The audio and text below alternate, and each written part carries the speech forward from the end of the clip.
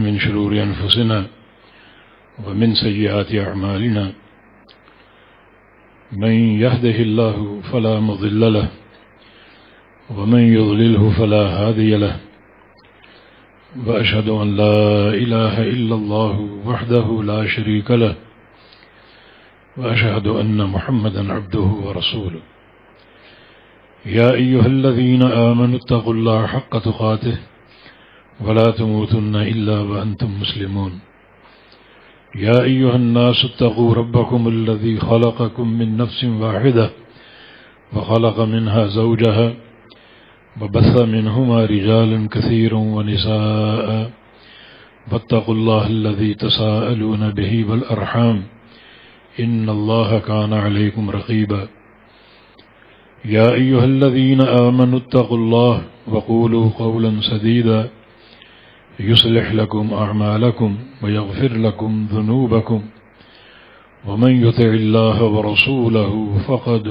فاز فوزا عظيما أما بعد فإن خير الحديث كتاب الله وخير الهدي هدي محمد صلى الله تعالى عليه وسلم وشر الأمور محدثاتها وكل محدثة بدعة وكل بدعة ضلالة وكل ضلالة في النار من يطع الله ورسوله فقد رشد واهتدى ومن يعص الله ورسوله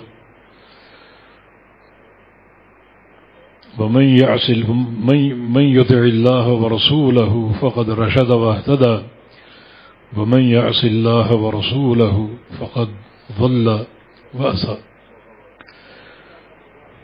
ضل وغوى ومن يعص الله ورسوله فقد ضل وغوى اللهم صل على محمد وعلى آل محمد كما صليت على إبراهيم وعلى آل إبراهيم إنك حميد مجيد اللهم بارك على محمد وعلى آل محمد كما باركت على إبراهيم وعلى آل إبراهيم إنك حميد مجيد سبحانك لا علم لنا إلا ما علمتنا إنك أنت العليم الحكيم رب اشرح لي صدري ويسر لي أمري واحلل عقدة من لساني يفقه قولي أعوذ بالله من الشيطان الرجيم من همزه ونفخه ونفسه بسم الله الرحمن الرحيم ولو أنهم فعلوا ما يوعظون به لكان خيرا لهم وشد تثبيتا وإذا لآتيناهم من لدنا أجرا عظيما ولهديناهم صراطا مستقيما. یہ ربیع الاول کا مہینہ ہے اور اس مہینے کی مناسبت سے لوگ نبی علیہ السلام کی شان، آپ کا رتبہ اور آپ کا مقام بیان کرتے ہیں. کچھ ہم بھی آج اس میں اپنا حصہ ڈالنا چاہتے ہیں. نمبر 1، نبی علیہ السلام کا چرچا اور آپ کا ذکر آپ کی پیدائش سے پہلے. مسند احمد کی حدیث ہے، رسول اللہ صلی اللہ علیہ وسلم کا فرمان ہے انا دعوت ابی ابراہیم وبشارت عیسی ورؤیا امی خرج منها نور اضاء لها قصور الشام. میں اپنے باپ ابراہیم علیہ السلام کی دعا ہوں. جب خانہ کعبہ بنا لیا تو بہت سی دعائیں کی تھیں. ان میں سے ایک دعا نبی علیہ السلام کی بعثت کی، ربنا وابعث فیہم رسولا من انفسہم یتلو علیہم آیاتک ویعلمہم الکتاب والحکمہ ویزکیہم انک انت العزیز الحکیم.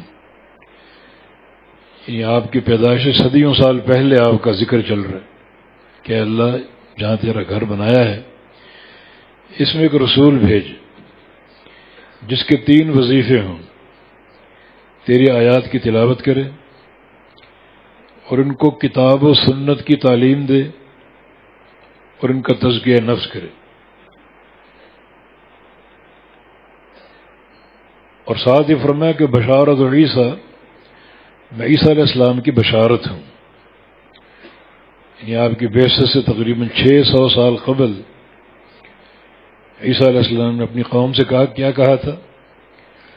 وَبَشِّرُكُم بِرَسُولٍ يَأْتِي مِن بَعْدِي اسْمُهُ احمد، کہ میں تمہیں ایک رسول کی بشارت دے کر جا رہا ہوں جو میرے بعد آئے گا اور اس کا نام احمد ہوگا۔ یعنی صدیوں پہلے آپ کا چرچا اور آپ کا ذکر اس کائنات میں جاری و ساری ہے۔ اور تیسرا فرمایا وَرُؤْيَا أُمِّي، میں اپنی والدہ کا خواب ہوں۔ جب میں اپنی ماں کے پیٹ میں تھا اور ولادت باسعادت کا مرحلہ آیا تو میری والدہ کے اندر سے ایک نور نکلا، اس نور نے شام کے محلات کو روشن کر دیا، جس کا ایک معنی تو یہ ہے کہ حقیقی نور تھا، ہم کوئی تعویل نہیں کرتے۔ دوسرا معنی یہ ہو سکتا ہے کہ آپ کے دین کا نور، آپ کی شریعت کا نور شام تک پہنچے گا۔ علامہ ابن کثیر رحمہ اللہ چونکہ دمشقی تھے شام کے، تو انہوں نے فرمایا کہ یہ حدیث میرے شہر کے لیے شرف کا باعث ہے کہ مکہ اور مدینہ دعوت اسلامی کے مرکز ہیں، دعوت توحید کے مرکز ہیں، مگر مکہ سے قبل، مدینہ سے قبل میرے ملک شام کا ذکر ہو رہا ہے کہ وہ نور نکلا اور اس سے شام کے محلات روشن ہو گئے۔ مانا آپ کی دعوت اتنی پھیلے گی، شام تک پہنچ جائے گی۔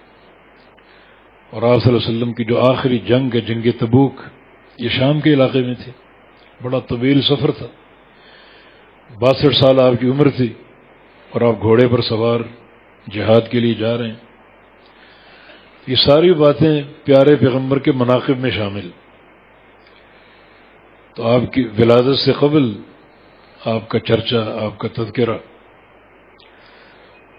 ولادت کی بات لے لیجئے، سنن ابی داؤد وغیرہ کی حدیث ہے، رسول اللہ صلی اللہ علیہ وسلم نے فرمایا ہے کہ خرجت من النکاح ولم اخرج من الصفاح من لدن آدم علیہ السلام الی ان ولدنی ابی و امی،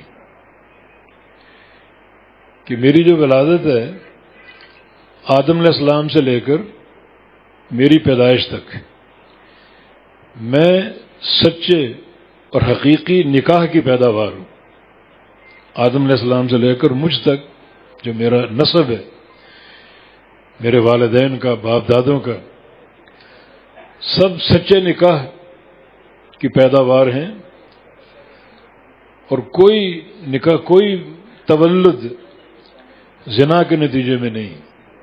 یہ میرا پاکیزہ نسب ہے، یعنی آدم علیہ السلام سے لے کر اب تک جو بھی میرے نسب میں اولادیں پیدا ہوئیں، سب سچے نکاح کے نتیجے میں، اور کوئی بچہ یا کوئی نسب میں کچھ زنا کی ملاوٹ نہیں۔ آدم علیہ السلام لے کے اعلان والدنی ابی و امی، میری پیدائش تک۔ اور ایک حدیث میں الفاظ ہیں کہ پاکیزہ پشتوں سے میں نکلا اور پاکیزہ رحموں میں داخل ہوا۔ آدم علیہ السلام سے لے کر اب تک جو ایک قطرہ پانی کا پاکیزہ پشتوں سے نکلا اور پاکیزہ رحموں میں داخل ہوا، حتیٰ کہ میری پیدائش ہوئی۔ یہ پیارے پیغمبر صلی اللہ علیہ وسلم کی پیدائش، یعنی پیدائش سے قبل آپ کا چرچا، اور آپ کی پیدائش کتنی بابرکت اور کتنی طہارت اور پاکیزگی پر قائم ہے۔ جب انسان پیدا ہوتا ہے تو اس کی عمر کا آغاز ہوتا ہے، اور یہ عمر چلتی ہے وفات تک، پوری آپ کی عمر۔ اور میں سمجھتا ہوں کہ نبی علیہ السلام کی سیرت طیبہ کا پورا نچوڑ قرآن کی ایک آیت نے، بلکہ ایک لفظ نے ظاہر کر دیا۔ اگر ہم قصوں کہانیوں کی بجائے اور شعروں اور قوالیوں کی بجائے اس ایک لفظ کو لے لیں، وہ ہمارے نبی کا تزکیہ ہے، ہمارے نبی کی سیرت حمیدہ ہے وہ، اور وہ لفظ ہے لعمرک، اے میرے حبیب مجھے تیری عمر کی قسم۔ یہ قسم کون کھا رہا ہے؟ اللہ تعالیٰ کس کی؟ رسول اللہ صلی اللہ علیہ وسلم کی عمر کی، آپ کی بقا کی اور آپ کی حیاتی کی۔ عمر کا جو بھی حصہ ہو اللہ سب جانتا ہے۔ اگر آپ کی عمر کے کسی حصے میں ایک ذرے کے برابر کھوٹ ہوتا اللہ قسم نہ کھاتا۔ اللہ تعالیٰ کے سامنے آپ کا بچپن بھی، آپ کی جوانی بھی، آپ کا بڑھاپا بھی، آپ کی پیدائش بھی، آپ کی وفات بھی، آپ کے سفر بھی، آپ کے حضر بھی، آپ کے دن بھی، آپ کی راتیں بھی، آپ کی خلوتیں بھی، آپ کی جلوتیں بھی، آپ کی تجارتیں بھی، آپ کی معیشت بھی، آپ کی معاشرت بھی، سب کچھ سامنے۔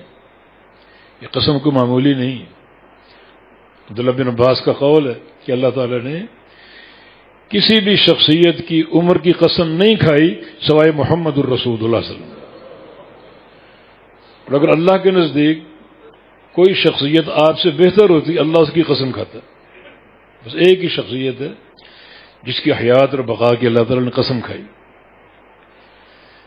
تو مانا یہ پوری عمر جو ہے یہ پاکیزگی، طہارت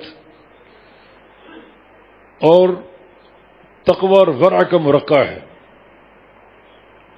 آپ کا عقیدہ بھی مثالی، آپ کا تقوی بھی مثالی، آپ کی عبادت بھی مثالی، کہیں ایک ذرے کے برابر نہ کمی ہے نہ کھوٹ ہے۔ تبھی تو پوری بقا کی اللہ نے قسم کھائی۔ تو یہ آپ کی پوری سیرت کا نچوڑ آ گیا پیدائش سے لے کر وفات تک۔ یہ مقام آپ کا معمولی کہ اللہ آپ کی حیات کی قسم کھا رہے۔ یہ پیارے پیغمبر کا مقام، اور جو آپ کا نسب حدیث میں تھا کہ ان اللہ اصطفیٰ کنانۃ من بنی اسماعیل واصطفیٰ قریش من کنانہ واصطفیٰ ہاشم من قریش واصطفانی من ہاشم۔ اللہ تعالیٰ نے پہلے تو عرب اور عجم پوری کائنات مل کر عربی اور عجمی، اللہ نے عرب کو چن لیا اور عرب میں سے اولاد اسماعیل علیہ السلام کو، اولاد اسماعیل علیہ السلام سے کنانہ کو، کنانہ سے بنو قریش کو، اور قریش سے بنو ہاشم کو، اور بنو ہاشم سے مجھ کو چن لیا۔ ایک حدیث میں انا مصطفی المصطفین، میں چنے ہوئے بندوں میں سے چنا ہوا ہوں۔ یہ کائنات چنی ہوئی، ان میں سے میں چنا ہوا ایک اللہ کا بندہ ہوں۔ یہ آپ کا مقام اور آپ کا شرف۔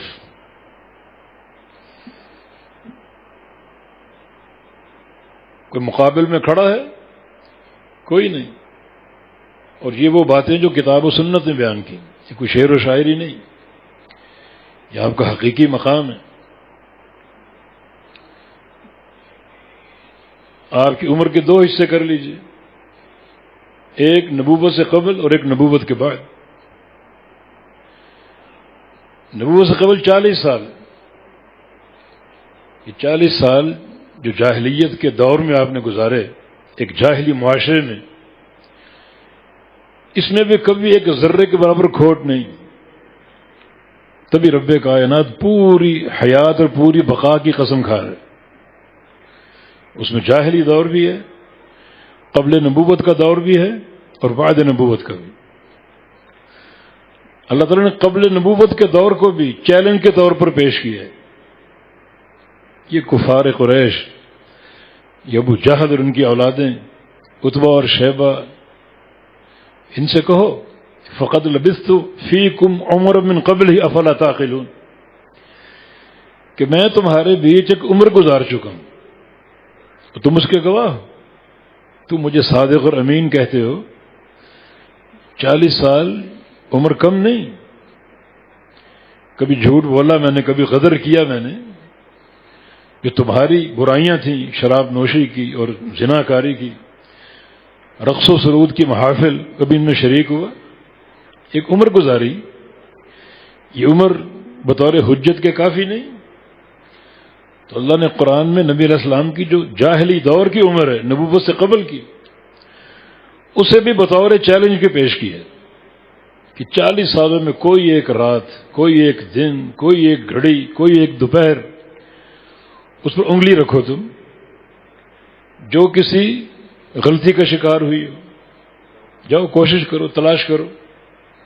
یہ معمولی عرصہ نہیں۔ جب نبی علیہ السلام نے بادشاہوں کو خط لکھے، انہیں اسلام کی دعوت دی، ایک خط آپ نے والی شام، والی سلطنت روم ہرقل کو لکھا۔ وہ قصہ طویل صحیح بخاری میں۔ ہرقل آپ کی ذات کے بارے میں معلومات چاہتا تھا، تو اتفاق سے انہی دن ابو سفیان اپنے تجارتی قافلے کے ساتھ شام میں تھا، بلا لیا کہ تم اس نبی کی قوم کے ہو، میرے سوالوں کا جواب دو۔ وہ طویل ایک حدیث ہے، اس میں ایک سوال یہ تھا کہ حل یکذب، کیا محمد نے کبھی جھوٹ بولا؟ ابو سفیان دشمن، اس وقت کافر تھا، ہرقل بھی دشمن، کیا جواب دیا؟ اللہ کبھی جھوٹ نہیں بولا۔ ایک سوال یہ تھا حل یقدر، کبھی دھوکہ دیا؟ کہا کہ اللہ کبھی دھوکہ بھی نہیں دیا۔ یہ آپ کی 40 سال کی سیرت حمیدہ جو دو کافر دہرا رہے ہیں، نہ کبھی جھوٹ بولا، نہ کبھی غدر کیا، اور نہ کبھی دھوکہ دیا۔ خدیجہ رضی اللہ عنہا آپ سے نکاح کس بنیاد پر کیا؟ بڑی مالدار خاتون تھی، لیکن بڑی غیرت مند، مال بہت تھا، تجارت خود کبھی نہیں کی، تجارت کے لیے اپنے نمائندے رکھے، اور آخری نمائندہ جناب محمد بن عبداللہ صلی اللہ علیہ وسلم کا۔ ان کی دیانت دیکھی، ان کی امانت دیکھی، ان کا صدق کلام دیکھا، ان کے اخلاق دیکھے، اور خود ان کو نکاح کا پیغام دے دیا کہ میں تمہیں نکاح کا پیغام دیتی ہوں، مال نہیں ہے تمہارے پاس، تم میرے ملازم بھی رہے، مگر تم بڑے صاحب اخلاق، بڑے مہمان نواز، سچ بولنے والے، بڑے امانت دار، ان سے متاثر ہو کے تم سے نکاح کر رہی ہوں۔ جاہلیت کے دور کا آپ کا چرچا ہے، اور خدیجہ سے نکاح کا خطبہ ابو طالب نے پڑھا تھا، آپ کے چچا نے۔ دور جاہلیت، آپ نبی نہیں بنے، 25 سال آپ کی عمر، خطبہ کیا پڑھا؟ الحمدللہ الذی جعلنا من زرع ابراہیم ومن ذریۃ اسماعیل۔ اس اللہ کی تعریفیں جس نے ہمیں ابراہیم اور اسماعیل کی اولاد سے بنایا۔ وجعل لنا حرما آمنا، ہم کو حرم دیا مکہ، وہ بیت محجوجہ، اور گھر دیا جس کا لوگ حج کرتے ہیں، ہمیں حاجیوں کی خدمت کا شرف اللہ نے دیا۔ پھر ایک بات کہی، یہ بات کیوں کہی؟ خدیجہ سے نکاح کی مجلس قائم ہے، اور قریش کے نوجوان تجار بیٹھے ہیں۔ ابو طالب کی جو تجربہ کار نگاہیں تھیں، اس نے ان نگاہوں میں ایک مذاق محسوس کیا کہ لوگ اس شادی کو بے جوڑ قرار دے رہے ہیں۔ اس دور کا بت مال تھا، ایک طرف محمد بن عبداللہ صلی اللہ علیہ وسلم، نہ کوئی مال ہے، نہ کوئی دولت ہے، نہ کوئی تجارت ہے، ایک طرف بلا کی تاجرہ خاتون خدیجہ بنت خویلد رضی اللہ عنہا، بے جوڑ شادی، کوئی مناسبت نہیں، ایک تمسخر محسوس کیا، مذاق پڑا لوگوں کی آنکھوں میں۔ خطبے میں ساتھ یہ بات کہی کہ خدیجہ بنت خویلد میرے بھتیجے سے نکاح میں رغبت رکھتی، مانا اس کی پیشکش ہے، اور میرے بھتیجے نے بھی اس رغبت کو قبول کیا۔ اب سارے نوجوانوں، تم میں سے کوئی ہے ایسا ایکم یوازی محمد، جو تم میں سے کوئی کھڑا ہو اور میرے بھتیجے سے کوئی برابری کا دعویٰ کر سکے؟ عقلاً و شرفاً و نبلاً و شجاعتاً، عقل میں، کرم میں، شجاعت میں، ذہانت میں، امانت داری میں، اخلاق میں کوئی ہے ایسا جو میرے بھتیجے سے برابری کر سے کھڑا ہو، اپنی منڈی اوپر کرے ذرا میں دیکھوں؟ تمہاری آنکھوں میں جو مذاق جھلک رہا ہے تو آؤ ذرا مقابلہ کرو، میدان میں آؤ۔ ان مکارم میں خیر میں کوئی میرے بھتیجے کی برابری کرنے والا ہے؟ ساری گردنیں جھک گئیں۔ کہا الا المال، ہاں میرے بھتیجے کے پاس مال نہیں ہے، مال نہیں میرے بھتیجے کے پاس، لیکن ان المال ذل زائل، مال تو ایک سائے کی مانند ہے، کبھی ہے اور کبھی نہیں ہے، کبھی دائیں اور کبھی بائیں۔ مال کو مکارم خیر میں سے نہیں، مال کو مکارم خیر میں سے نہیں، تمہارے ذہنوں میں مال کا بھوت ہے۔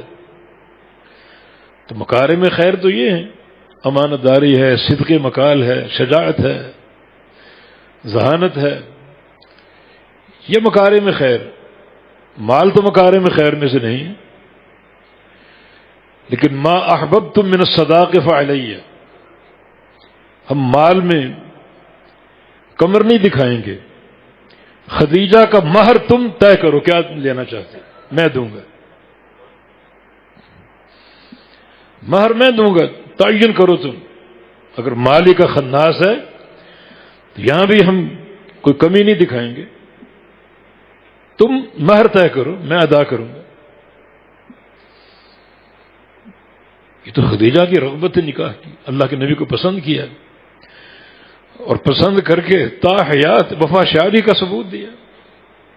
ایک بار جبریل امین آئے نبی علیہ السلام کے پاس اور کہا کہ خاتون آ رہی ہے آپ کے پاس آپ کا کھانا لے کر،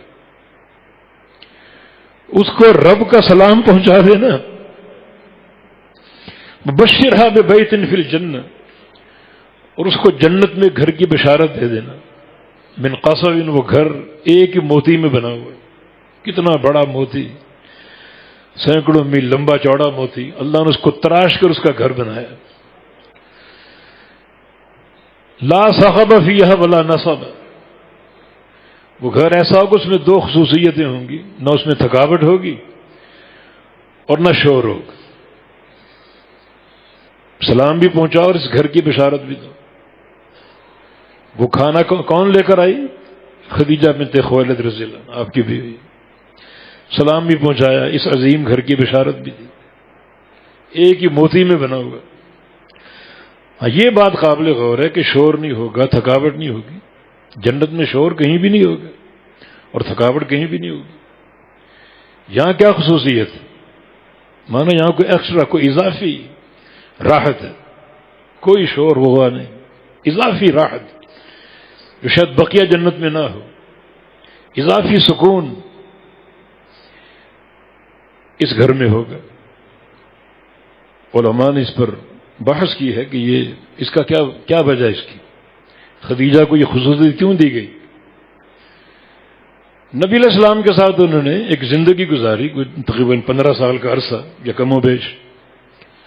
ان 15 سالوں میں کبھی نبی علیہ السلام پر اپنی آواز کو اونچا نہیں کیا، آواز کو دھیما رکھا، پست رکھا۔ یہ اللہ نے صلہ دیا ان کو کہ میرے محمد صلی اللہ علیہ وسلم کے سامنے آواز کو پست رکھنا، یہ اخلاق عظیمہ، اخلاق حسنہ، اس کا یہ صلہ کہ ایسا گھر تمہیں دوں گا اس میں کوئی شور نہیں ہوگا، تم نے کبھی شور کیا ہی نہیں۔ یہ حدیث بیویوں کے لیے ایک سعادت کا راستہ، اللہ اس کا صلہ دے گا۔ اور دوسرا، تھکاوٹ بھی نہیں ہوگی۔ اللہ کے نبی کی اتنی خدمت کی، تھک کے چور ہو جاتی مگر خدمت میں کمی نہیں آنے دی۔ یہ اس کا صلہ ہے کہ ایسا گھر عطا ہوگا جس میں کوئی تھکاوٹ نہیں ہوگی، بڑی عجیب قسم کی راحت ہوگی۔ یہ میرے پیارے پیغمبر کی سیرت حمیدہ جاہلیت کے دور میں نبی بن گئے تو پھر تو اللہ آپ کے ساتھ، پھر تو بات ہی نہیں، وما ينطق عن الهوى ان هو الا وحی یوحى۔ اب یہ میرا نبی ہے، ایک بات اپنی خواہش سے نہیں کرے گا، ایک بات بھی، نبی کے مقام کو پہچانو، ایک بات بھی اپنی خواہش سے نہیں کرے گا، ہر لفظ اس کا وحی الہی ہوگا۔ بہت بڑے شرف کی بات ہے. اس میں تعلیم کیا ہے؟ نبی کی خواہش سب سے پاکیزہ ہے، لیکن یہ نبی بھی اپنی خواہش سے دین میں کبھی بات نہیں کرے گا. کبھی بات اگر کر ڈالی، اپنی بات ہماری طرف منسوب کر دی، ہم دائیں ہاتھ سے پکڑ کے اٹھا لیں گے اور شاہ رگ کا خاتمہ کر دیں، شاہ رگ کاٹ دیں. ہم کسی کی محبت سے مجبور نہیں. قانون قانون ہے، کوئی لاڈلا نہیں ہے قانون کے مقابلے میں. گو وہ حبیب اللہ ہے، خلیل اللہ ہے، لیکن قانون یہ ہے کہ اس دین میں ایک ذرے کی خواہش کو شامل نہیں کرنا. اور یہاں دیکھو، دین کو گھر کی لونڈی بنا رکھا ہے. جو مرضی دین کی بات کر کے، نہ قرآن میں نہ حدیث میں، اللہ رسول کی طرف منسوب کر کے دین کے کھاتے میں ڈال کر بڑی جرت کا مظاہرہ کرتے. لیکن نبی کو دیکھو، ان کا مقام دیکھو، اتنی عمدہ خواہش، آپ کی اتنی پاکیزہ خواہش، کائنات میں سب سے بڑھ کے اللہ کے محبوب، مگر ان کی خواہش کا بھی دین میں اضافہ قابل قبول نہیں. الا للہ دین الخالص، اللہ کا دین، دین خالص کو خالص بنا کے رکھو. یہاں اگر حوالہ دے دوں، آپ ناراض نہ ہوں، ایک کتاب بہشتی زیور، ہمارے ایک معاصر دوست نے اس کتاب پر اپنا ایک تعاقب کیا ہے، اس کا نام رکھا ہے بہشتی زیور کا اسلام. سینکڑوں مثالیں دی ہیں بہشتی زیور میں سے، نہ وہ قرآن میں نہ وہ حدیث میں. بہشتی زیور کا اسلام. ہم بڑی عمدہ طباعت میں یہ اپنی بیٹیوں کو ایک جہیزی نسخہ دیتے ہیں، ساتھ یہ رسالہ بھی دو، تاکہ بیٹیوں کو پتہ چلے کہ اس میں کون سی باتیں کتاب و سنت کے مطابق ہیں اور کون سی باتیں کتاب و سنت کے خلاف ہیں. یہ دین خالص ہے. تو نبی کو دیکھو، ان کا ہر جو گفتہ ہے، ہر گفتار ہے، وہ گفتہ اللہ ہے. اپنی خواہش سے کبھی بات نہیں کی. اس لیے ان کی گفتگو کا ایک ایک لمحہ اللہ کی وحی، ایک ایک لفظ اللہ کی وحی. اب نبی کا مقام یہ ہے کہ نبی اگر جاگتا ہے وہ بھی اللہ کی وحی، سوتا ہے وہ بھی اللہ کی وحی، بولتا ہے وہ بھی اللہ کی وحی. نبی کی خاموشی بھی دین ہے، وہ بھی اللہ کی وحی.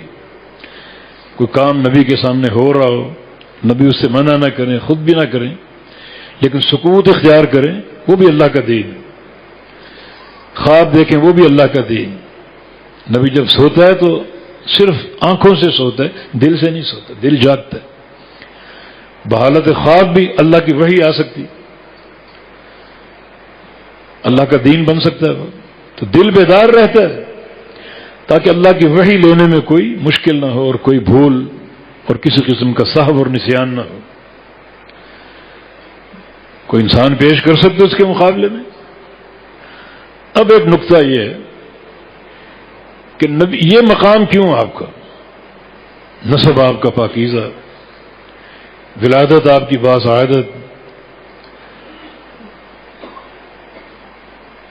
جاہلی دور آپ کا اتنا عظیم کہ اللہ قسم کھا رہا ہے آپ کی پوری عمر کی، آپ کی دنوں کی، راتوں کی، خلوتوں جلوتوں کی قسم کھا رہا ہے. اور بعد از نبوت آپ کی زندگی بڑی عظیم و شان. یہ ساری شان کیوں ہے؟ نبی علیہ السلام کی ذات مقدسہ کے حوالے سے ایک اور حدیث ذہن میں آ گئی، انا سید ولد آدم ولا فخر، میں پوری اولاد آدم کا سردار ہوں اور فخر کی بات نہیں.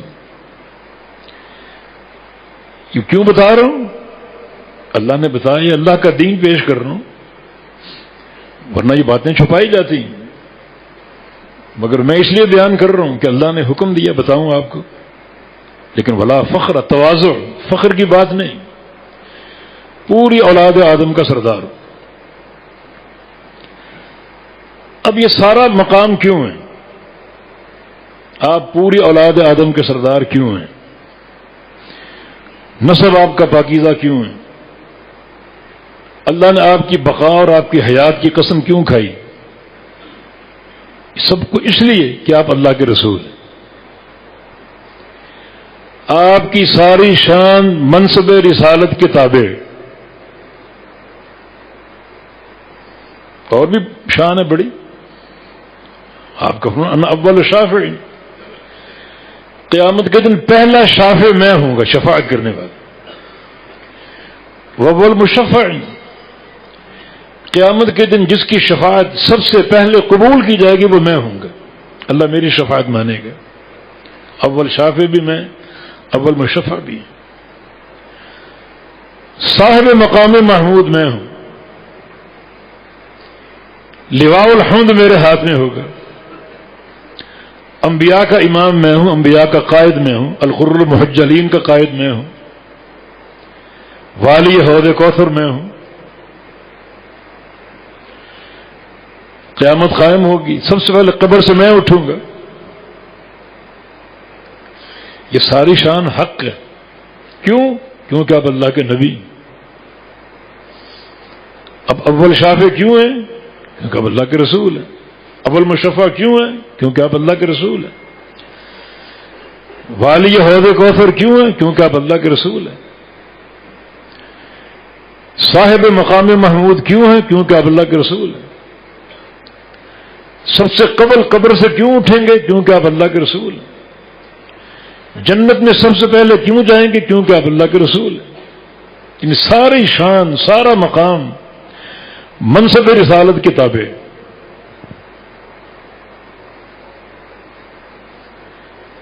منصب رسالت کو مان لو، سب کچھ مان لیے.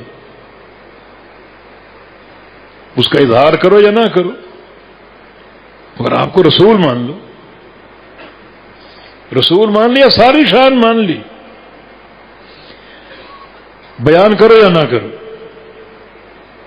اصل چیز آپ کا مقام رسالت. مقام رسالت کا ماننا، اس کا کیا معنی ہے؟ آپ کو رسول کون مانتا اور کون نہیں مانتا؟ جو آپ پر ایمان لائے، نمبر 1، ہر فرمان کو سچا سمجھے، نمبر 2، ہر فرمان کو قبول کر لے، نمبر 3، کسی شک و شبہ کے بغیر، وہ آپ کو سچا رسول مان رہے. منصب رسالت کا معنی آپ کی ہر بات کی اطاعت کی جائے، آپ کی پیروی کی جائے. اب بتاؤ، جو بندہ رسول تو مانتا ہو مگر آپ کے فرمان کے مقابلے میں اپنی برادری، اپنی قوم، اپنے پیر، اپنے ایمان کی بات کو مقدم سمجھے، اس نے رسول مانا؟ رسول ماننے کا مانا تصدیق جازم ہے، یقین کامل ہے، حقیقی اتباع ہے. اب مقام بیان کرتے جاؤ، پوری رات ولادت کا قصہ بیان کرتے رہو، لیکن فائدہ نہیں جب تک رسول نہیں مانا. اور نبی سے تعلق کی نوعیت کیا ہے؟ کوئی عاشقانہ داستان نہیں. نبی قرآنی شخصیت ہے جس پر ایمان لانا نبی کا حق ہے. جو نبی حق لے کر آئے، مجھ پر ایمان لاؤ، میری اطاعت کرو، ہر بات کو مانو، ہر بات پتھر پر لکیر ہے، میری اتباع کرو، میری پیروی کرو.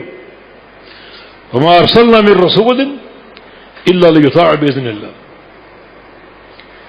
مقصد رسالت سمجھ لو، جس نبی کو ہم نے بھیجا، مبعوث فرمایا، اسی لیے کیا کہ اس کی اطاعت کی جائے، اس کا سکہ قائم ہو،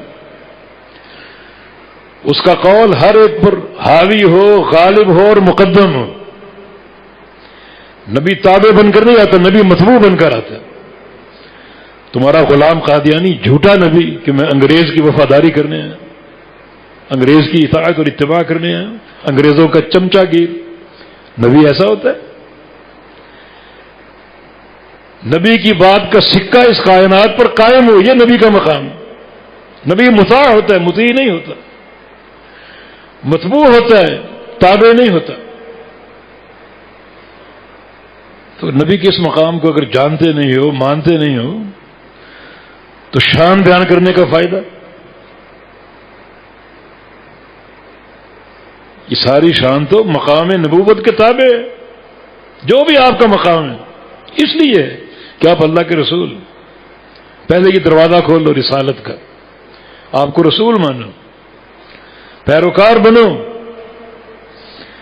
ہر بات کو مقدم قرار دو، ہر بات کا غلبہ ہو کسی شک و شبہ کے بغیر۔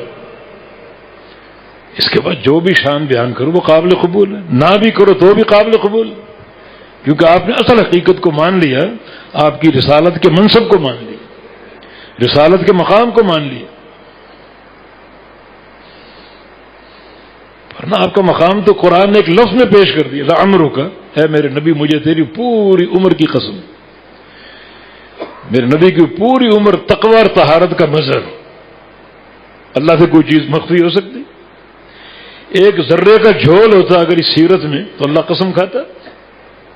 عبداللہ بن عباس کا قول کہ اللہ تعالیٰ نے قرآن میں بلکہ کسی کتاب میں کسی شخصیت کی عمر کی قسم نہیں کھائی سوائے محمد الرسول اللہ صلی اللہ علیہ وسلم کی، مگر یہ کس لیے؟ کیونکہ آپ اللہ کے رسول ہیں۔ ساری شان اور سارا مقام رسالت کے تابع ہے، تو پہلے اس مقام کو سمجھو۔ یہ مقام ایسا ہے، سامنے رسول اللہ صلی اللہ علیہ وسلم اور پیچھے پوری کائنات،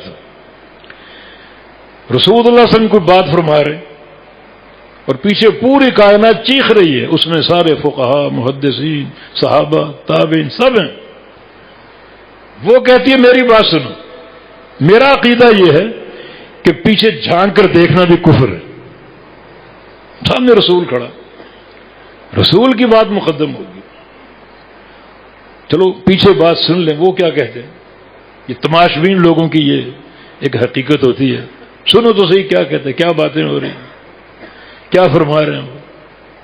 یہ دین کا مزاج نہیں، دین کا مزاج حق کے ساتھ وفاداری کا ہے۔ سامنے نبی کھڑا ہے، حافظ ابن قیم رحمہ اللہ، ایک شخص ان سے الجھ رہا تھا، آپ اس کو حدیث سنا رہے ہیں، وہ کہتا ہے میں حدیث لے کر اپنے امام سے پوچھوں گا، پہلے اپنے مولوی سے پوچھوں گا پھر بات کروں گا۔ ابن قیم نے فرمایا چلو ابھی حدیث چھوڑ دو، اگر نبی علیہ السلام زندہ ہوتے اور وہ تم سے ایک بات کہتے تو ان کو بھی جواب دیتے کہ اپنے مولوی سے پوچھ کے پھر میں بتاؤں گا۔ اللہ کے نبی سامنے موجود ہیں، حدیث بیان کر رہے ہیں، ایک بات آپ کو فرما رہے ہیں اور تم ان سے کہتے کہ میں سن کر اپنے مولوی کے پاس جاؤں گا پھر جواب دوں گا۔ کہتا حاشا وکلا، بالکل نہیں۔ تو کہا پھر نبی علیہ السلام کے فرمان میں کیا فرق ہے؟ جو فرق آپ اپنے سامنے بیان کر رہے ہیں حدیث اور جو فرمان آپ کا آپ کی وفات کے بعد ہم تک پہنچے، فرق کیا ہے؟ فرمان تو انہی کا، جو حدیث بیان کر رہے ہیں وہ بھی بیان کر ہم سن رہے ہیں، اور جو حدیث صحیح سند کے ساتھ ہم تک پہنچی وہ بھی آپ ہی کا فرمان۔ تو دونوں فرمانوں کی نوعیت میں فرق کیا ہے؟ فرمان تو رسول اللہ صلی اللہ علیہ وسلم کا، یہ تعلق قائم کرنا نبی کی اصل شان ہے، اصل مقام۔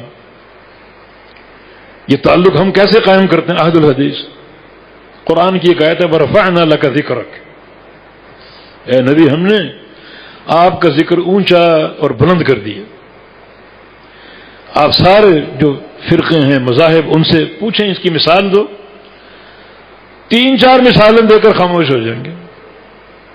اذان کی، اذان میں اللہ کا نام ہے، ساتھ رسول اللہ کا نام، اشہد ان لا الہ الا اللہ ہے، اشہد ان محمد رسول اللہ، کلمہ ہے لا الہ الا اللہ محمد رسول اللہ، جہاں اللہ کا نام وہاں رسول اللہ کا نام۔ 3-4 مثالیں دیں گے، اتنا ہی ذخیرہ ان کے پاس علم کا۔ کسی اہل حدیث سے پوچھو، آپ اس کی مثال دیں کہ اللہ نے کیسے رسول کا ذکر بلند کیا، تو اہل حدیث آپ کو جواب دے گا یہ آپ کے ذکر کی بلندی ہر لمحے قائم ہے۔ آپ نماز پڑھیں گے، پہلے اللہ کا نام، نماز کس کے لیے پڑھ رہے ہو؟ اللہ کا نام آ گیا، کس طریقے سے پڑھو گے؟ کس کا نام آئے گا؟ محمد الرسول اللہ صلی اللہ علیہ وسلم۔ نماز میں آپ سجدہ کر رہے ہیں، سجدہ کس کے لیے؟ اللہ کے لیے۔ سجدے کا طریقہ کس کا؟ محمد الرسول اللہ صلی اللہ علیہ وسلم کا۔ رکوع کس کے لیے؟ اللہ کے لیے. طریقہ رکوع کس کا؟ محمد الرسول اللہ صلی اللہ علیہ وسلم کا. تشہد کس کے لیے؟ اللہ کے لیے. طریقہ تشہد کس کا؟ محمد الرسول اللہ صلی اللہ علیہ وسلم کا. ہر لمحے اللہ کے نام کے ساتھ اللہ کے پیغمبر کے نام کی گونج ہے. یہ مسلک اہل حدیث، باقی جگہ نہیں. نماز اللہ کے لیے ہے. طریقہ نماز کس کا ہے؟ امام شافعی کا، امام ابو حنیفہ کا، امام مالک کا، امام احمد کا. اللہ کے نبی کا نام ہی نہیں. حج کرنے جا رہے ہو، کبھی طواف ہو رہا ہے، کبھی سعی ہو رہی ہے، کبھی قربانی ہو رہی. ایک عادل حدیث آپ سے کہے گا یہ طواف اللہ کے لیے، طریقہ ہے طواف اللہ کے رسول کا. سعی اللہ کے لیے، طریقہ سعی اللہ کے رسول کی. قربانی اللہ کے لیے، طریقہ قربانی اللہ کے رسول کی. پورا حج، ایک ایک چیز، عمرے کا ایک ایک رکن، ایک ایک فعل اللہ کے لیے ہے، اللہ کے ذکر کی بلندی کے لیے ہے، مگر طریقہ محمد الرسول اللہ صلی اللہ علیہ وسلم کا.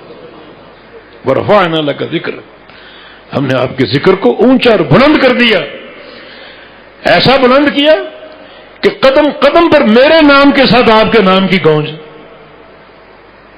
شیخ الاسلام فرماتے ہیں 2 سوال ہیں، ان کے جواب نوٹ کر لو، وہ پورا دین ہے. ایک ہے من تعبد اور دوسرا کیف تعبد. عبادت کس کی کرتے ہو؟ اس کا ایک ہی جواب ہے. نہ کسی پیر کا نام، نہ کسی ڈھیری کا نام، نہ کسی قبر کا نام، نہ کسی رسول کا نام، نہ کسی ولی کا نام. کس کی عبادت کرتے ہو؟ ایک ہی جواب، اللہ کی عبادت. اعبدوا ربکم، ایک ہی.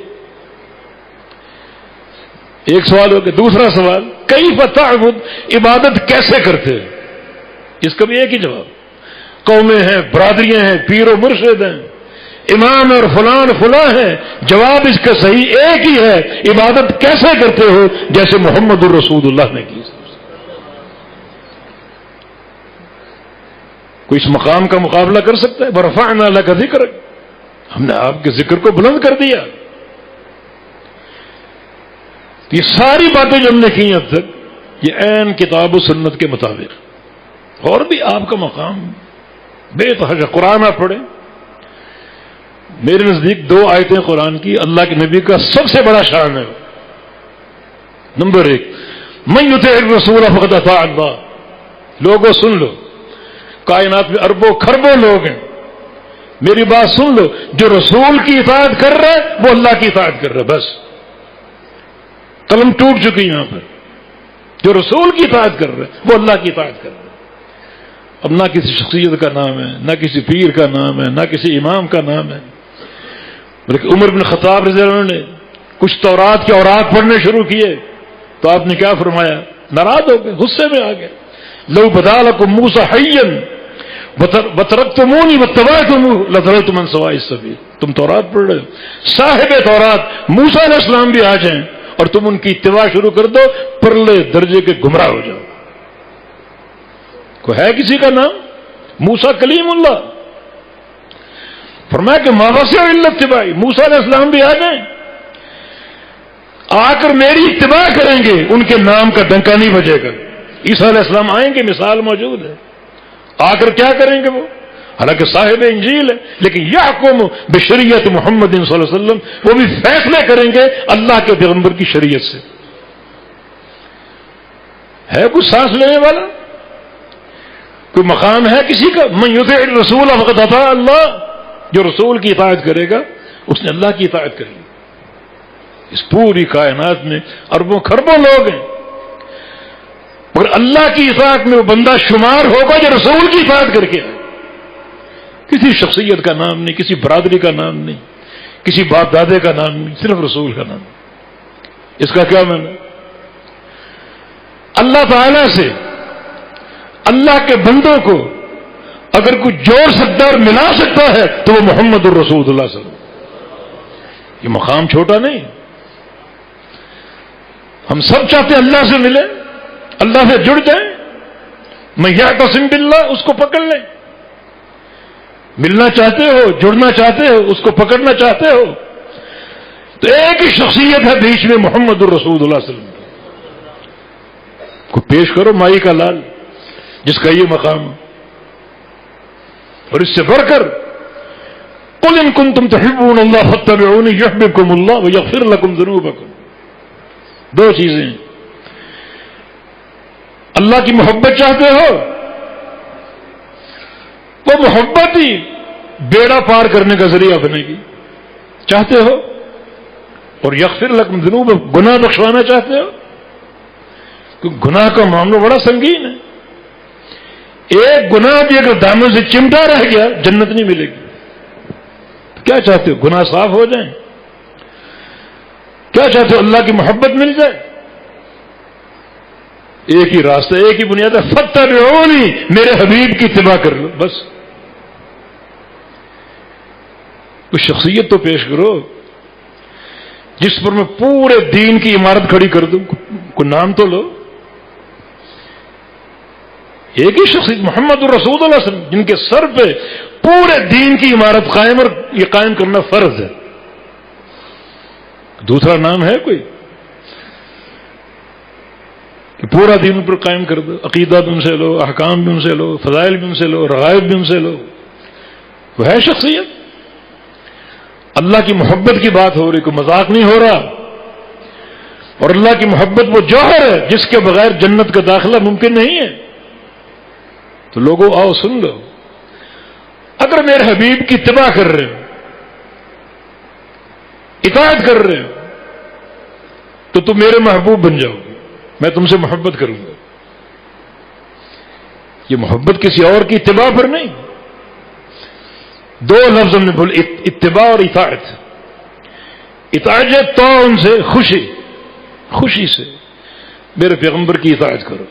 کوئی جبر نہ ہو، کوئی ضیق نفس نہ ہو، کوئی خلجان نہ ہو، کوئی تنگی نہ ہو، کوئی شک و شبہ نہ ہو. بڑے شرح صدر کے ساتھ، خوشی کے ساتھ، ایک سرور کے ساتھ میرے پیغمبر کی اتباع کرو. کوئی خلجان بھی نہیں چلے گا، کوئی نفس کی تنگی بھی نہیں چلے گی. اور اتباع کا لفظ جو ہے یہ مکمل پیروی کا نام ہے. اتباع طبیعہ سے ہے. طلبہ یہاں بیٹھے ہیں، طبیعہ گائے کے بچے کو بولتے ہیں. اور گائے کا بچہ اس کو دیکھو کبھی کس طرح اپنی ماں کے ساتھ لاڈ کرتا ہے، کس طرح جو کام وہ کرتی ہے وہ کرتا ہے. تبھی اسی سے اتباع کا لفظ ہے کہ اتباع گائے کے بچڑے سے سیکھو کیسے اپنے ماں کی پیروی کرتا ہے. تم بھی اس طرح لاڈ کرو، پیروکار بن جاؤ، ہر بات میں آپ کی اتباع کرو. یہ نہیں کہ جو بات قول امام کے مطابق ہے وہ مان لی اور جو قول امام کے خلاف اس کو چھوڑ دی. نہیں، اتباع نہیں. اتباع مکمل پیروی کا نام ہے، اور اطاعت خوشی کے ساتھ پوری پیروی کرنے کا نام ہے. یہ دو باتیں سیکھ لو تو یحببکم اللہ. پہلا ثمرہ اللہ تم سے محبت کرے گا، اور دوسرا ثمرہ یغفر لکم ذنوبکم، اللہ اس اتباع کی برکت سے تمہارے سارے گناہوں کو معاف کر دے گا. سارے گناہوں کو معاف کر دے. یہ میرے نبی کی شان. یہ شان بیان نہیں ہوتی. جو شان لوگ بیان کرتے بھی ہیں تو غلوب کے ساتھ. ایاکم بالغلوب، غلوب سے بچو. فإنما أهلك من كان قبلكم الغلوب، تم سے قبل لوگوں کو اور قوموں کو ہلاک کیا غلوب نے. عقیدے میں غلوب نے ان کو ہلاک کیا. غلوب کیا ہے؟ نبی علیہ السلام کی شان میں جھوٹ بولنا، مبالغہ آمیزی. جو باتیں ہم نے کی عین کتاب و سنت. کون سی کمی اس شان میں؟ کون سی کمی آپ کے مقام میں چھوڑی ہم نے؟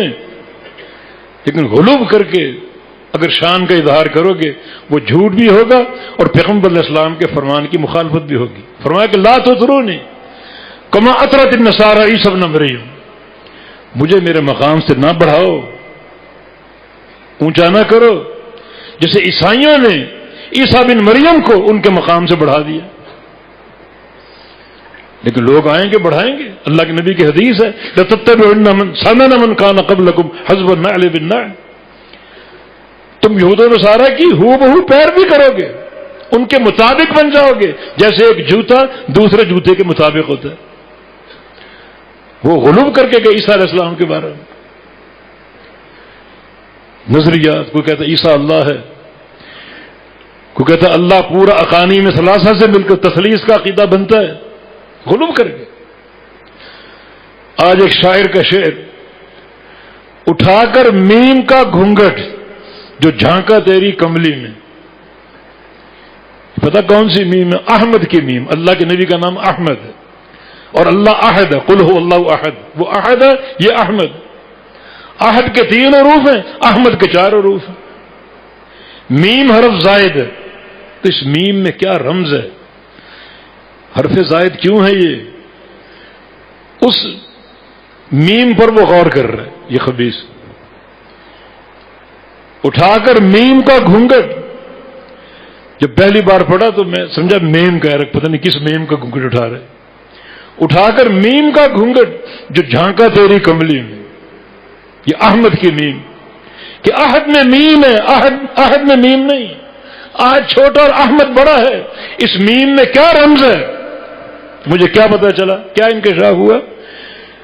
اٹھا کر میم کا گھونگٹ جو رکھا تیری کملی میں، تو دیکھا ذات احمد میں احد روح پوش رہتا ہے. وہ عرش معلی کی ذات جو عرش پہ مستوی ہے، وہ احمد میں روح پوش ہے. اس کی ذات احمد میں گم ہو چکی. دنیا میں بہت سی ریت ہے، درختوں کے پتے ہیں، پانی کے قطرے ہیں، آسمانوں کے فرشتے ہیں، آسمانوں کے ستارے. ان سب کی تعداد کے برابر یہ شعر کہنے والے پر لعنت ہے. یہ غلو ہے، جھوٹ بھی ہے، نبی علیہ السلام کی مخالفت بھی. وہی جو مستوی عرش تھا خدا ہو کر، ادھر پڑا مدینے میں مصطفیٰ ہو کر.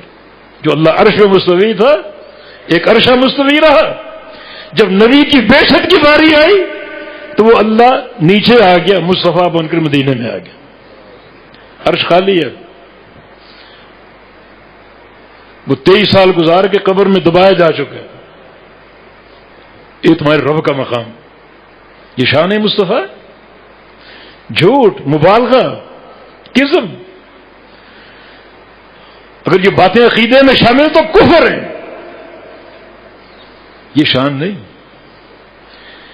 یہ آپ کے مقام کا اعتراف نہیں ہے کہ اس دن کی مناسبت سے آپ جلوس نکالیں، خوشی کا اظہار کریں، طرح طرح کے پکوان پکا کر کھائیں.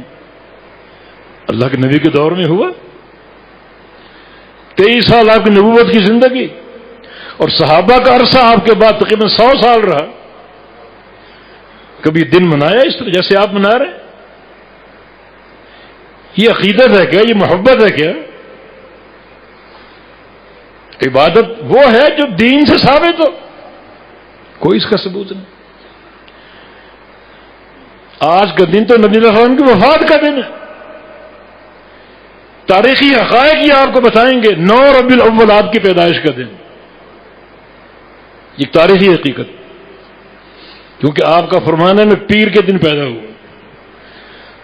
صحیح مسلم کی حدیث. پیر کا دن علماء نے سامنے رکھ کر تاریخ کی ورق گردانی کی. تو پیر بنتی ہے 9 ربیع الاول کو، 12 کو بنتی ہی نہیں. 12 کو آپ کی وفات ہوئی. یہ پھر جلوس اور خوشی کے اظہار اور طرح طرح کے یہ تعزیانے اور طرح طرح کی باتیں. آپ کی وفات کی خوشی کون خوش ہوتا ہے؟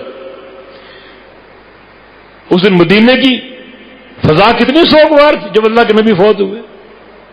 انس بن مالک کا قول ہے مدینے میں 2 دن دیکھے ہیں میں نے. ایک دن سب سے روشن اور ایک دن سب سے تاریک. روشن دن کون سا تھا؟ جب اللہ کے نبی ہجرت کر کے مدینہ آئے. نور ہی نور، روشنی ہی روشنی، خوشی ہی خوشی. اور تاریخی دن کون سا؟ جب اللہ کے نبی کا انتقال ہوا. اور ہم بغلے میں جاتے خوشیاں مناتے. کون سی محبت ہے؟ عائشہ صدیقہ ام المؤمنین کا قول ہے توفی رسول اللہ صلی اللہ علیہ وسلم فی بیتی وفی یومی وبین سحری و نحری. میرے نبی کی وفات میرے گھر میں ہوئی. اس دن باری بھی میری تھی. وہ آپ نے سارے آخری دن جناب عائشہ کو دے دی سب بیویوں کی اجازت لے کر، لیکن باری بھی میری تھی، گھر بھی میرا تھا، اور میرے پیارے پیغمبر کا سر میرے سینے سے ٹکا ہوا تھا. مجھے وہ لفظ یاد ہے الحقنی بالرفیق الاعلی. فرشتے آتے ہیں روح قبض کرنے کے لیے، اجازت طلب کرتے ہیں روح قبض کر لے. جب اللہ کے نبی نے فرمایا الحقنی بالرفیق الاعلی، یا اللہ مجھے ملا دے رفیق اعلیٰ کے ساتھ، انبیاء کے ساتھ، صدیقین اور شہداء کے ساتھ. میں نے یقین کر لیا یدعنا، اب اللہ کے نبی ہم کو چھوڑ کر جا رہے ہیں، داغ مفارقت دے کر جا رہے ہیں، اور آپ کی روح پرواز کر گئی. عائشہ فرماتی ہیں اس کے بعد مجھے کوئی صدمہ پہنچا، کوئی مصیبت آئی بھاری سے بھاری، میں اپنے پیارے پیغمبر کی وفات کو یاد کر کے صدمے کو بھول جاتی. وہ دکھ ہر دکھ پر بھاری، وہ صدمہ ہر صدمے پر بھاری. مدینے کی فضا میں آپ سے محبت ہوتی تھی. جنگ احد میں ایک خاتون کو خبر دی گئی جو میدان احد کی طرف دوڑ رہی ہے، افواہ پھیل چکی تھی اللہ کے نبی شہید ہو گئے، بے ساختہ دوڑ رہی. کسی نے کہا کہ آپ کا باپ شہید ہو گیا. کہتی میرے باپ کو چھوڑو، نبی کی بات بتاؤ. آپ کا بیٹا شہید ہو گیا، بیٹے کو چھوڑو، نبی کی بات بتاؤ. آپ کا چچا شہید ہو گیا، چچا کو چھوڑو، میرے نبی کی بات بتاؤ. حتیٰ کہ نبی علیہ السلام کو آنکھوں سے دیکھ لیا، سرور آ گیا، خوشی آ گئی. اور تاریخی جملہ کل مصیبت بعدک جلال، ہر مصیبت قابل برداشت ہے، آپ کی جدائی کی مصیبت قابل برداشت نہیں. یہ صحابہ کا عقیدہ. فاطمہ رضی اللہ عنہ جب نبی علیہ السلام کو دفن کر کے آئے، یا انس یا بلال کیف طابت انفسکما الا ان تحفظ رسول اللہ صلی اللہ علیہ وسلم ترابا. انس اور بلال تم نے کیسے گوارا کر لیا اللہ کے نبی کو گڑھے میں ڈال کر مٹی ڈالنے کا، کیسے گوارا کر لیا؟ امہات المومنین کا بیان ہے، ہمیں وفات کا یقین نہیں آ رہا تھا، حتیٰ کہ ہم نے کمرے سے وہ کسی اور کدال سے کھودنے کی آوازیں سنی، تب یقین ہے کہ آپ کی قبر تیار ہو رہی. یہ صحابہ کا غم، ان کا دکھ، عظیم مصیبت. تو آج کا دن وفات کا دن 12 ربیع الاول، پیدائش کا نہیں. تم 12 ربیع الاول کو خوشیاں منائیں. خود امام احمد رضا بریلوی کا قول، تحقیق یہی ہے کہ آپ 9 تاریخ کو پیدا ہوئے اور 12 کو آپ کا انتقال ہوا. تو انتقال کی مناسبت سے خوشی کا اظہار کیا معنی ہے اس کا؟ رسول کی شان، رسول کا مقام بالکل واضح. آپ کی عمر کی قسم، مانا پوری عمر کی صداقت، امانت اور دیانت کی ضمانت اللہ کی طرف سے. بات ختم ہوگی. وظیفہ رسول کیا ہے؟ من یطع الرسول فقد اطاع اللہ. اللہ سے جڑنا چاہتے ہو تو رسول کا دامن پکڑ لو. رسول کی اطاعت اللہ کی اطاعت. ساری شان اور مقام اسی بات کے تابع، اسی نقطے کے تابع. اس مقام کو مان لی، ہر چیز مان لی. اس مقام کو نہیں مانا، کچھ بھی نہیں مانا. تو اللہ تعالیٰ سے توفیق کی صدا ہے کہ اللہ رب العزت ہمیں اپنے حبیب کی سچی محبت عطا فرمائے. سچی محبت جو کہ فرض ہے. لا یؤمن احدکم حتی اکون احب الیہ من والدہ وولدہ والناس اجمعین. تم اس وقت تک مومن نہیں ہو سکتے جب تک مجھ سے ایسی محبت نہ کرو جو محبت ہماری اولاد کی محبت سے بڑھ کر ہو، ماں باپ کی محبت سے بڑھ کر ہو. اگر مجھ سے ایسی محبت کرو جو اولاد کی محبت کے برابر ہے یا ماں باپ کی محبت کے برابر ہے، مومن نہیں ہو سکتے. ایمان کی علامت یہی ہے کہ مجھ سے محبت کرو اپنی اولاد سے بڑھ کر، اپنے ماں باپ سے بڑھ کر، اور کائنات کے سارے لوگوں سے بڑھ کر. ایسی محبت، یہ ایمان. اور محبت اصل اطاعت کا نام. محبت کی تکمیل اطاعت سے. وہ محبت نہیں ہے جس میں اطاعت نہ ہو، اور وہ اطاعت نہیں جس میں محبت نہ ہو. دونوں لازم ملزم. بالتوفیق بید اللہ تعالی. اقول قولی هذا واستغفر الله لي ولكم واخر دعوانا ان الحمد لله رب العالمين.